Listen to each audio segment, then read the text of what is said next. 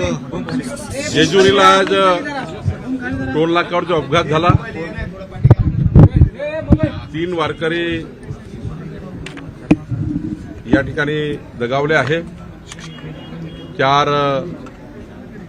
भरती आहे, 3 आनंदी हॉस्पिटलला, 1 ससून हॉस्पिटलला पाठवण्यात आला आहे. आता आनंदी हॉस्पिटल जेजुरीला जे आहे ते संपूर्ण आता जी डॉक्टर काकडे यांनी काळजी घेतलेली आहे, प्रशासनाने काळजी घेतली आहे आणि सर्व चांगले होतील अशी या ठिकाणी व्यवस्था आहे. ससून हॉस्पिटलला एक जे आहे त्यांनाही तिथे पाठवलं आहे. अत्यंत दुर्दैवी घटना आहे. वारीमध्ये अशी घटना होणे हे काही चांगलं नाही आहे. घटनेची चौकशी करूच, पण आता आम्ही सांगितलेलं आहे की जे काही या ठिकाणी ॲडमिट आहे त्यांना संपूर्ण त्यांची व्यवस्था शासन करेल. मृत झाले आहेत त्यांच्याशी शासन पाठीशी राहील, त्यांनाही आधार शासन देईल. मला असं वाटतं की हे दुर्दैवी घटना आहे. अशी घटना पुन्हा वारीमध्ये होणार नाही याची काळजी शासन घेईल आणि प्रशासनाने योग्य दखल घेतलेली आहे, पण घटना दुर्दैवी आहे. सर, जखमींची तुम्ही भेट घेतली, विचारपूस केलेली आहे, काय त्यांची प्रकृती नेमकी कशी आहे, जखमींचा नेमका आकडा किती आहे? इथे तर जे 4ही पेशंट आहेत ते एकदम चांगले आहेत, म्हणजे ते रिकव्हरेबल आहे. त्यांची प्रकृती उत्तम आहे. एक आमची बहीण होती, तिला तर बीपी एकदम डाऊन झाला होता, पण तिला डॉक्टरनी सांभाळलेलं आहे. इथली आता सर्व पेशंट हे अंडर कंट्रोल आहे, म्हणजे सुरक्षित आहे. ससूनला जे गेले आहेत ते त्याचं चेक करावं लागेल तिथे काय परिस्थिती आहे. पालखी सोहळा 2 जिल्ह्यातून अजून पार होणार आहे, त्यांना काही सूचना वगैरे दिल्या? प्रशासनाला पूर्ण सूचना आधी होत्या कशी वारीमध्ये मॉनिटर करायचं. आमच्या प्रशासनाच्या जेवढ्या विंग्स आहे, पोलीस, महसूल आणि सारेच डिपार्टमेंट आहे, ते सर्व या व्यवस्थेमध्ये असतात. पण अशी घटना जी न कळत त्या ठिकाणी होऊन गेलेली आहे आणि त्यामुळं या घटनेचं आम्ही गांभीर्य घेतलं आहे. पुढं अशा कुठे घटना घडू नये याची काळजी शासनाने घेतली आहे. चालकाने काहीतरी औषधं घेतलं होतं, त्याच्यामुळे तो गुंगीसारखं त्याला जाणवलं. पोलिसांकडनं माहिती घेतली, 65 वर्ष वय आहे चालकाचं, आणि त्यांनी काहीतरी सर्दी खोकल्याच्या गोळ्या घेतल्या. त्यांनी सुस्ती आली, सुस्तीमध्ये त्यांनी या ठिकाणी असा आउट दिशेने जाऊन, ज्या दिशेने ट्रक जाता येत नाही किंवा दिंडीला लावू नये त्या दिशेने जाऊन ही घटना घडलेली आहे, असं या ठिकाणी पोलिसांचा प्राथमिक रिपोर्ट आहे. चौकशी होईल. पण आज महत्त्वाचं काय, हे जे मृत झालेले आहेत त्यांच्या पाठीशी सरकार खंबीरपणे उभं राहायला पाहिजे. जखमींना पूर्ण व्यवस्था उभे केल्या पाहिजे, ते आम्ही करतोय. तिसरी महत्त्वाची बाब आहे की पूर्ण यानंतर ही अशी घटना होण्याची काळजी घेतली पाहिजे, ती काळजी आम्ही घेतोय. मृत्युमुखी पडले त्यांच्या कुटुंबियांना काय नाही, शासनाचे जे नियम आहे, जे काही 4 लाख रुपये सरकारचे प्रत्येक मृताला मिळतात, त्याच्यापेक्षा अजून काही जास्त मदत करता येईल ती करू. पण निश्चितपणे आज शासनाची पूर्ण त्याच्या मृत परिवाराच्या पाठीशी सरकार राहील. एखाद्या वेळी त्या परिवाराच्या सर्व घटकं कोणत्या परिवारात जे असतील त्यांना आम्ही बोलवून घेऊ, किंवा त्यांच्याकडे तिथले पालकमंत्री जातील किंवा तिथले आमदार जातील, तिथले आमचे तहसीलदार, जिल्हाधिकारी जातील, तिथे व्यवस्था करतील. सांगलीचे जिल्हाधिकारी प्रांत आणि तिथले जे काही आमचं टीम आहे ती जाईल.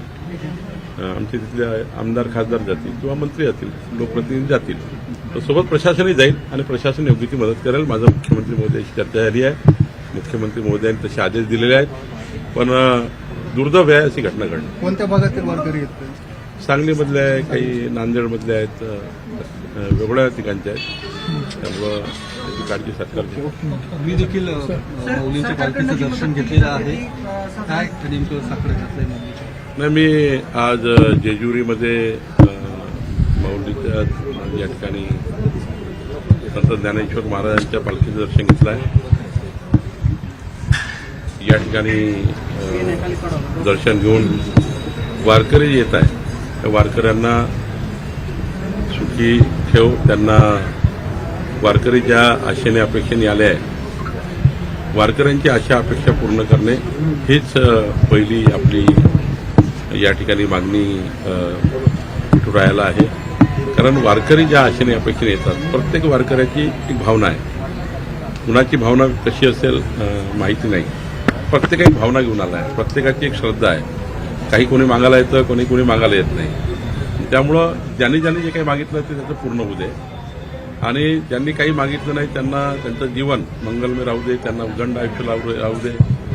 पण विठुरायाला माझी चरणी प्रार्थना आहे की असा अपघात हा पुन्हा या वारीमध्ये होऊ नये याची मी त्याकरता मी नतमस्तक होतो आहे. सर, या वारीमध्ये जे ट्रक आणि ट्रॅक्टर चालक आहेत त्यामध्ये बरेचसे जे चालक आहेत ते अल्पवयीन आहेत असं आढळलंय. तर त्या संदर्भात तुम्ही प्रशासनाला काही सूचना करणार आहात? नाही, प्रशासनाने दखल घेतलीच आहे की या वारीमध्ये काही जे 60 वर्षाच्या वरचे आहेत किंवा 22-20च्या आतमधले आहेत ज्यांना लायसन्सचे अधिकार नाही आहे, लायसन्सही नाही आहे, पण आता आनंदामध्ये वारीच्या आनंदामध्ये एक थकला की दुसरा गाडी घेतो, दुसरा थकला की दुसरा गाडी घेतो. म्हणजे ट्रक चालवताना वेगवेगळे ड्रायव्हर बदलत असतात. कधी कधी आपल्याला लायसन नाही असंही ट्रेनिंगवर बसून जातो. तर या ठिकाणी पूर्ण प्रशासनाने आत्ताच मी आणि डीजी दातेसाहेब आम्ही या ठिकाणी वारीमध्ये होतो. डीजी स्वतः या ठिकाणी आले आहेत, इथले एसपी गिल आहेत ते आले आहेत आणि डीजी सुद्धा आता वारीमध्ये आहेत. त्यामुळं पूर्ण त्यांनी प्रशासनाला सूचना दिली आहे की अल्पवयीन ड्रायव्हर नको आहे. 60 वर्षाच्या वरचा त्या ठिकाणी त्याला कंट्रोल करता येत नाही व्हेकल, तसे लोक नको आहेत अशा सूचना डीजीनी दिलेल्या आहेत, माझ्या समक्षच दिल्या आहेत आणि डीजी माझ्यासोबत आतापर्यंत होते, ते सुद्धा या वारीला मॉनिटर करतायत. ड्रायव्हरबद्दल झालं पण ट्रक आणि गाड्या ज्या असतात त्या पण ट्रक 15 वर्षाच्या पुढील आहेत, ट्रॅक्टरही 15 वर्षाच्या पुढील आहेत. त्या संदर्भात काही निर्णय घेतला? तेच आता डीजीनी माझ्या समक्षच सांगितलं पूर्ण प्रशासनाला वायरलेसवर की आपण चेक करा की कुठे अल्पवयीन आहे का, कुठे एखादं ट्रॅक्टर त्या ठिकाणी ब्रेक फिरवू शकतं का किंवा हे चेक करा. पण बऱ्यापैकी मॉनिटर आता सुरू झालेलं आहे. आता गुंगीचं औषध रात्री घेतलं किंवा खोकल्याचं किंवा तापाचं औषध घेतलं, त्यामुळे त्यांचं म्हणणं आहे त्या ड्रायव्हरचं की मला गुंगी आली माझ्या नाही हो झालं. बघू ते पूर्ण चौकशी करू. आज काही अंतिम निष्कर्ष आपण जाणं काही योग्य नाही, पण तिथे ड्रायव्हर किती वय होतं, त्यांनी गुंगीची औषध खरंच घेतली होती का, कुठलं त्या ठिकाणी अजून काही काय तपासामध्ये येईल ते पाहू. पण ही गोष्ट खरी आहे की आता जे डीजी आले आहे या ठिकाणी त्यांनी संपूर्ण या ठिकाणी मॉनिटर केलं आहे. संपूर्ण वारीच्या संपूर्ण व्हेकल करता सूचना काढलेल्या आहेत.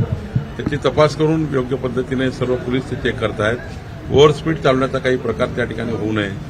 थोडी गॅप भेटली का न स्पीडनी चालवणे आणि गॅपला आपण कसं पुढे जाईल, चढाओढ होऊ नये वारीमध्ये, ही सुद्धा काळजी घेणं महत्त्वाचं आहे. Thank you sir.